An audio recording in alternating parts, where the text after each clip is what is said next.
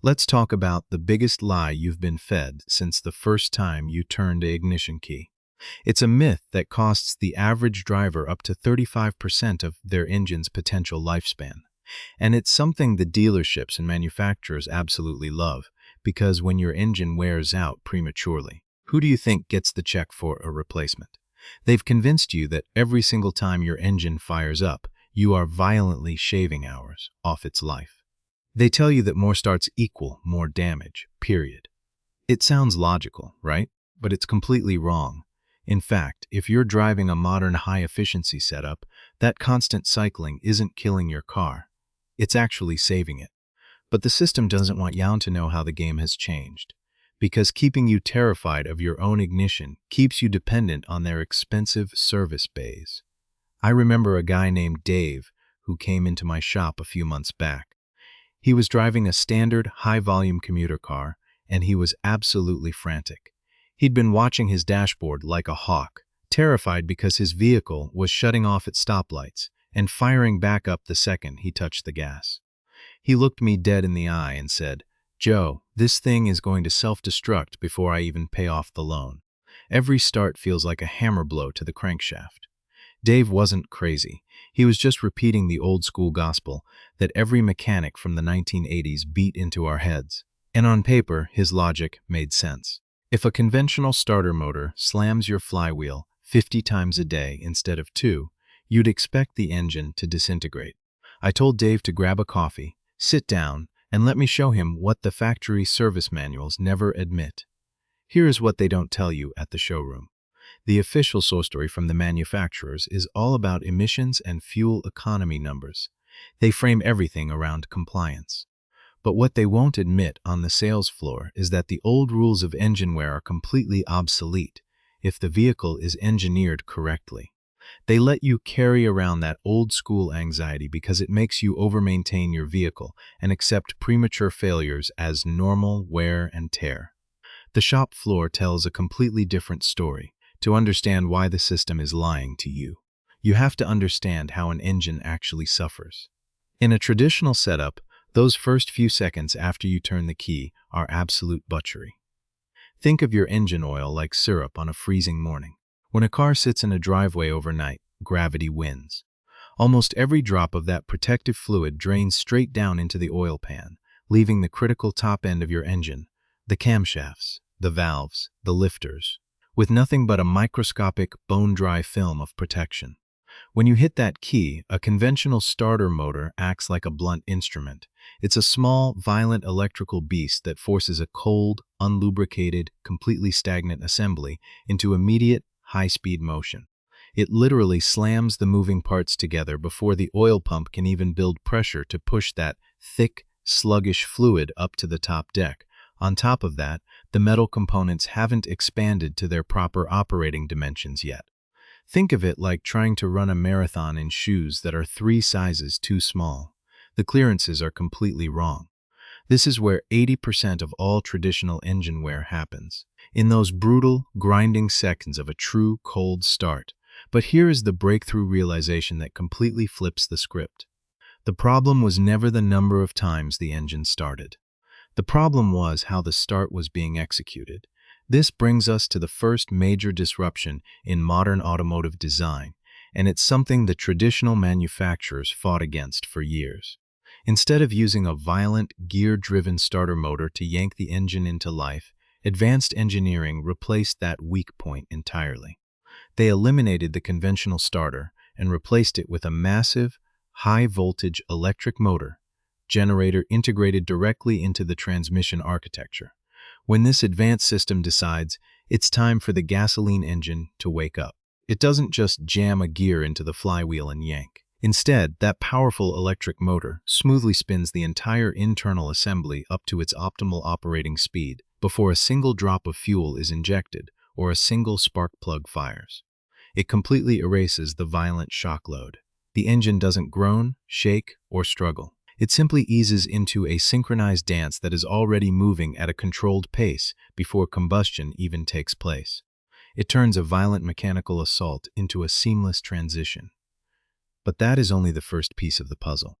The second massive advantage that completely destroys the old school myth is the difference between a true cold start and a warm restart. When you look at a modern high-efficiency vehicle, cycling its engine on and off dozens of times during a single T rip across town, your brain registers every single one of those events as a damaging milestone. But mathematically, they aren't even in the same universe. A true cold start only happens when a vehicle has been sitting idle for 6 to 8 hours, allowing the thermal energy to dissipate and the lubrication to drain completely. A warm restart, however, occurs when the engine blocks are already up to temperature. The metal components have expanded to their perfect manufacturing tolerances, and a pressurized film of highly advanced synthetic oil is already coating every single bearing surface. In a modern hybrid system, up to 90% of the ignition events you experience are these harmless warm restarts. The oil is already flowing freely, the components are perfectly seated, and the friction coefficient is virtually zero. You're counting the starts, but the engine isn't feeling them. The system is essentially tricking the odometer, accumulating distance while bypassing the mechanical degradation that used to define high-mileage vehicles. To make sure this works over hundreds of thousands of miles, engineers had to redesign the entire fluid ecosystem of the vehicle. In the old days, you ran thick, heavy conventional oils that took minutes to circulate when temperatures dropped. Today, these advanced power plants utilize ultra-low viscosity synthetic fluids that behave almost like water at room temperature, yet provide a bulletproof barrier under extreme pressure. These fluids are engineered to climb from the oil pan to the overhead cams in a fraction of a second, completely shrinking that dangerous window of dry metal-on-metal contact down to absolute zero. And then there is the macro perspective that almost every consumer completely misses. A high-efficiency engine in a modern system simply works less. It idles less. It avoids the absolute worst, most punishing operating condition an engine can face: stop-and-go city traffic at low speeds. When you are crawling through a traffic jam, a traditional engine is suffering through a slow-speed grind, loading up with carbon, overheating, and wearing down its piston rings. In an advanced setup, the electric side of the powertrain shoulders that entire burden. The gasoline engine simply goes to sleep, completely immune to the torture of the urban commute. When the engine does fire up, it doesn't follow the erratic, panicked movements of your right foot in real time. In a conventional car, every time you mash the throttle, the engine surges wildly up and down the RPM range, lurching through thermal and mechanical extremes. In a smart hybrid system, the electric motor acts as a buffer, filling in the torque gaps and smoothing out the demands. The gasoline engine is allowed to run in its most efficient, most predictable zone. And if there is one thing 30 years in a workshop has taught me, it's this: predictability is the ultimate secret to mechanical longevity.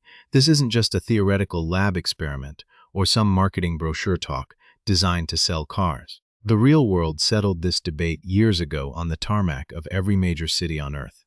Look at the taxi fleets racking up 500,000 kilometers in brutal, non-stop city conditions. Look at high-mileage delivery vehicles that spend all day switching their power plants on and off. If the old myth were true, these cars would be throwing connecting rods through the engine blocks before their second oil change. Instead, they routinely roll into my shop with 400,000 kilometers on the clock, running as tight and quiet as the day they left the assembly line. So the next time someone tries to tell you that modern start-stop or hybrid systems are destroying your engine, you can look them in the eye and tell them they are measuring the wrong metric. Counting the number of starts tells you absolutely nothing about the actual degradation taking place inside the cylinder walls, because the engineering has completely redefined what a start even means. But don't think for a second that these modern engines are completely indestructible. While the engineers successfully solved the ignition wear problem, they inadvertently created a completely new, hidden vulnerability, a silent killer that builds up inside the intake tracks and valve assemblies of these specific high-efficiency systems, completely out of sight of the average owner. It's a design flaw that the dealerships never mention during your routine maintenance visits. And if you don't know how to spot it, It will choke the life out of your powertrain long before you ever hit that 300,000-mile mark. Here is exactly what is building up inside your intake right now. Here's the fix most dealers won't mention. While those engineers were busy making sure the engine survived the mechanical stress of constant restarting, they opened the back door to a completely different monster: carbon fouling. Because these high-efficiency engines spend so much time running in a highly optimized, low-temperature, low-load state, and because they utilize direct fuel injection, where fuel is sprayed straight into the cylinder rather than washing over the intake valves, the backside of your intake valves becomes a breeding ground for thick, hard, crusty carbon deposits. In a traditional car, gasoline acts as a solvent, constantly cleaning those valves as it rushes past. In a modern high-efficiency setup, those valves never touch a drop of fuel. They just get baked in a constant oily mist from the crankcase ventilation system. If you leave this unchecked, it chokes your engine's breathing, kills your fuel economy by up to 20%, causes rough idles that feel like bad motor mounts, and can eventually trigger catastrophic misfires. The dealerships want you to bring the car in for a $900 induction service every 2 years, which usually consists of running a weak chemical aerosol through the vacuum lines that barely scratches the surface of heavy deposits. But you don't need to pay their ransom. The real permanent fix is a combination of routine mechanical maintenance and a simple hardware addition that stops the contamination before it ever reaches your valves. Let's break down the step-by-step blueprint to clean this mess up and keep it from ever Ming back. The first step is a physical walnut shell, blasting or manual valve clean if your vehicle is already crossed the 100,000-ometer mark and suffering from a sluggish response. But once those valves are clean, or if your car is still relatively fresh, the ultimate defensive weapon you need to install is an oil separator, commonly known as a catch can system. This is a compact aluminum reservoir that inserts directly into the PCV, positive crankcase ventilation line. Instead of letting that oily, carbon-heavy vapor dump straight back into your intake manifold to bake onto your hot valves, the catch can condenses the vapor, traps the liquid oil and contaminants in a reservoir, and allows only clean, dry air back into your engine. Here is exactly how you install this permanent fix right in your own driveway. First, look at the tools you need. This isn't master mechanic territory. You just need a standard socket set, a pair of hose clamp pliers, some basic screwdrivers, and a vehicle-specific dual-port catch can kit. A good quality baffled kit will run you anywhere from $120 to $200. Avoid the cheap $20 internet specials that are just empty soda cans with 2 fittings. You need a unit with an internal bronze filter and proper baffling to actually separate the oil from the air. Next, identify your target. Pop the plastic engine cover off and locate your factory PCV valve. It's usually a small plastic valve sticking out of the valve cover, with a rubber hose running directly to the intake manifold. This hose is the highway that the silent killer travels on. Once you spot it, the physical installation takes less than 45 minutes. You begin by mounting the catch can bracket to an existing bolt hole on your vehicle's firewall or radiator support core. Never drill new holes into your frame. Next, use your hose clamp pliers to completely remove the factory rubber line running from the PCV valve to the intake manifold. In its place, you are going to run 2 new lines provided in your kit. Run the first hose from the engine's PCV valve straight to the inlet port of your new catch can. Then, run the second hose from the outlet port of the catch can directly back to the port on the intake manifold where the factory line used to live. Tighten down your hose clamps, ensure the lines aren't kinked or touching any extreme heat sources like the exhaust manifold, and secure the reservoir. The job is done. To show you how much of a difference this simple fix makes, let me tell you about a commuter car that rolled into my bay last winter. The owner used it exclusively for short trip city driving, the absolute worst-case scenario for carbon buildup. The vehicle had roughly 120,000 kilometers on it and was pulling codes for random cylinder misfires. The dealership had already sold him new spark plugs and ignition coils, but the car was still shaking like a wet dog at red lights. I pulled the intake manifold and showed him the intake ports. The valves were so caked in black carbon they looked like volcanic rock. The engine was basically suffocating. We performed a manual cleaning to get the valves to bare metal, which instantly restored his lost power and smoothed out the idle.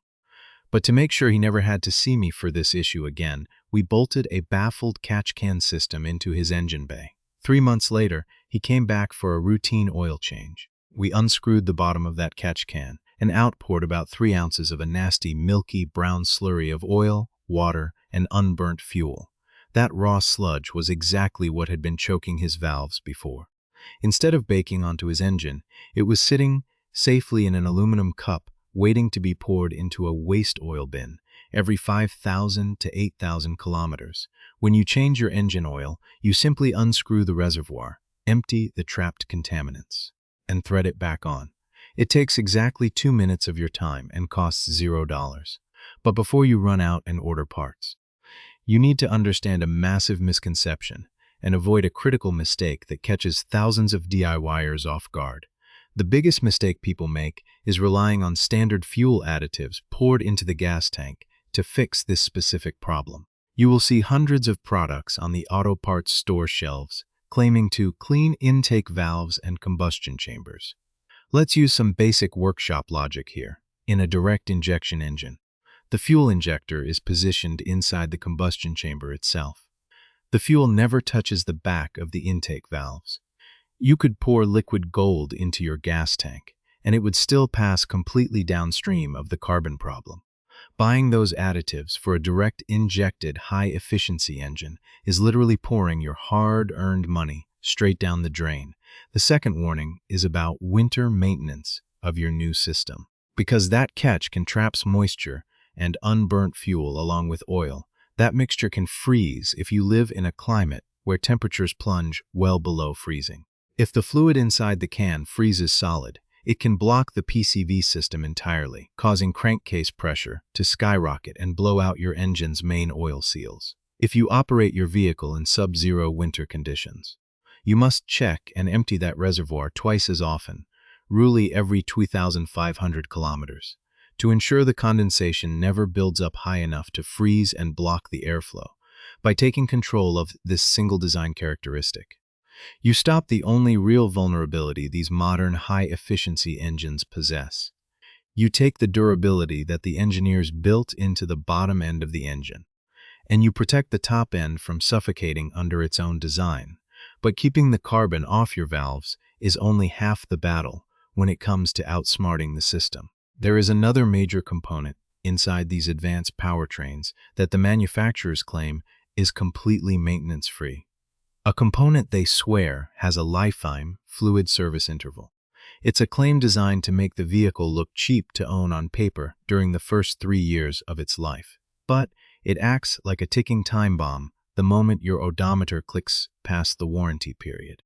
If you actually believe their lifetime marketing deck, you are setting yourself up for a multi-$1,000 mechanical failure that could easily be avoided with a basic shop fluid trick.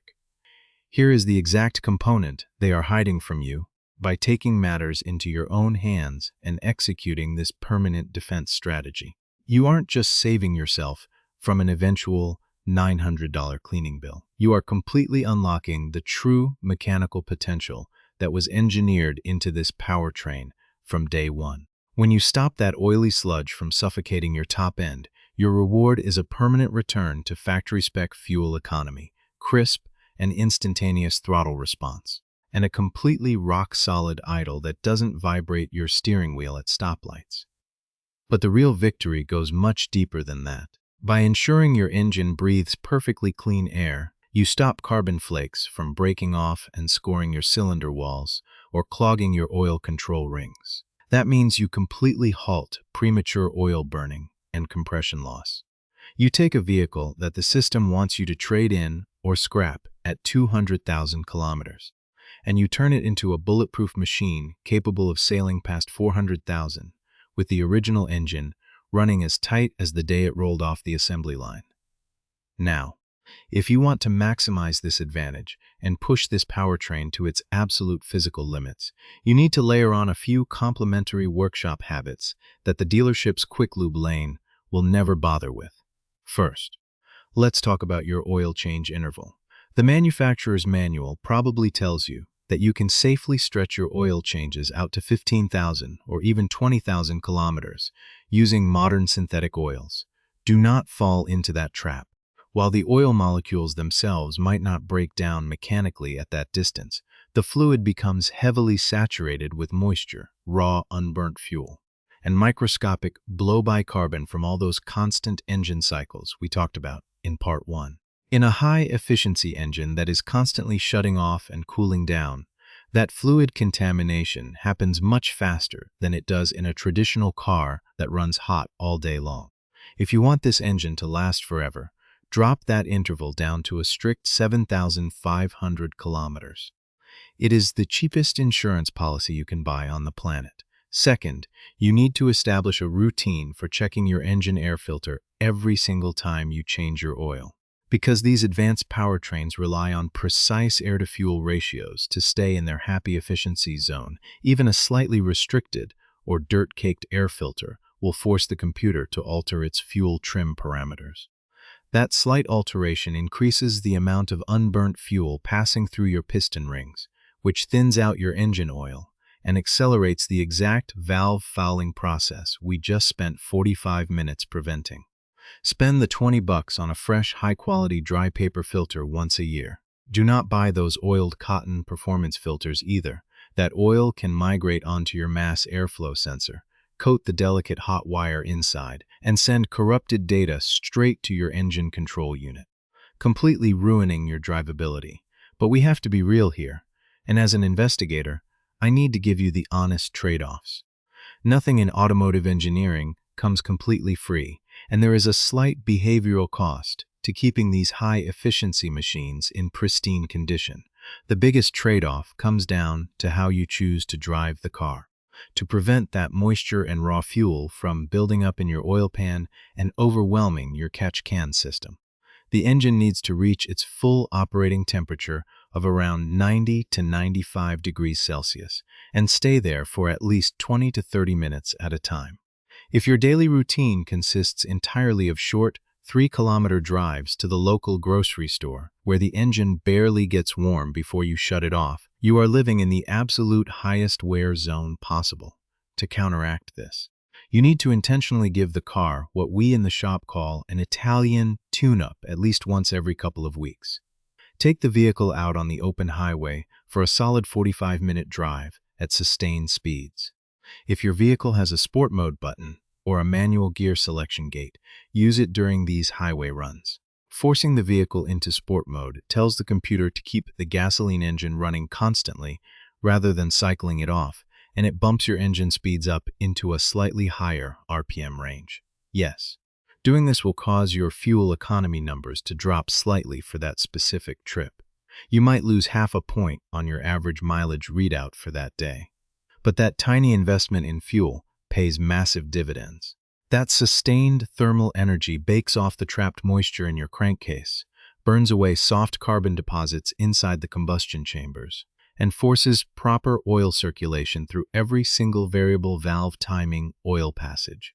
It is a calculated trade-off, a fraction more fuel today to prevent a massive mechanical failure tomorrow. At the end of the day, this whole journey comes down to who controls the lifespan of your machine, or the corporate executives who drafted the maintenance schedules to satisfy a marketing deck. The automotive industry wants you to believe that modern cars are complex black boxes that are completely beyond the reach of the average owner. They design plastic engine covers to hide the components, they omit transmission dipsticks, and they use terms like light-fine fluid to discourage you from ever looking beneath the surface. They want you to feel powerless so that you keep paying their premium labor rates. Or, better yet, give up and sign a new 5-year lease the second your warranty expires. But now you know better. You know that by understanding the physical reality of how these components interact, by deploying a couple $100s in basic hardware, and by maintaining a disciplined workshop routine, you can completely rewrite the script. You have the power to bypass the planned obsolescence that is engineered into modern consumer vehicles. You aren't just a passenger relying on luck or a dealer's stamp in a booklet anymore. You are the lead investigator and the chief technician of your own machine. Take care of the machinery, ignore the marketing noise, empty that reservoir, and run that engine with the confidence of someone who knows exactly what is happening under the hood. You've got the knowledge, you've got the blueprint. Now get out into the garage and take control of your drive.